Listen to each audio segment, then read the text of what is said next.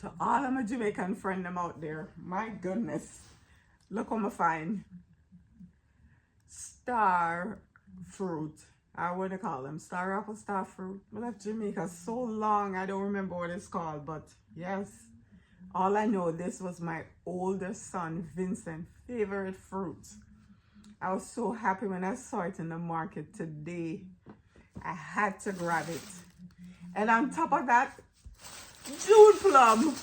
Yes, some June plum. I live in Texas, and Texas is a huge state. And I know some of my friends them always said, oh, Texas this and Texas that. Yeah, Texas is this and it is that. And so are other states in America. Always have the good and you have the bad. So it is in every part of the world. You'll find good and you'll find bad. So get off on a foolishness. Yes.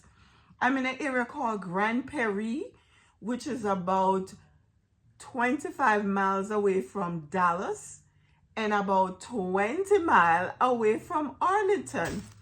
Yes, so where I live, I love it. So in Arlington, they have the Asian market. And my goodness, some Saturdays you go there, you just don't know what you're going to find. And sure enough, me find something good. And on top of it, even better. Because I love me some June plum. I love it dipping in salt. I like it stew with the sugar. And I also love to just eat it raw. And since sometimes it's so hard to find, me even eat the skin. Because you don't know when you're going to have stuff like this again. You know, Jesus, just want to share. And for all of my American friends them out there, this fruit is so refreshing. I gave one to my husband. He's American. He said it kind of tastes like an apple to him. But to me, it just tastes like its own fruit. Very refreshing, like watermelon with probably an apple taste. Very good. So if you're out there, you see these different types of fruits, don't be scared to try.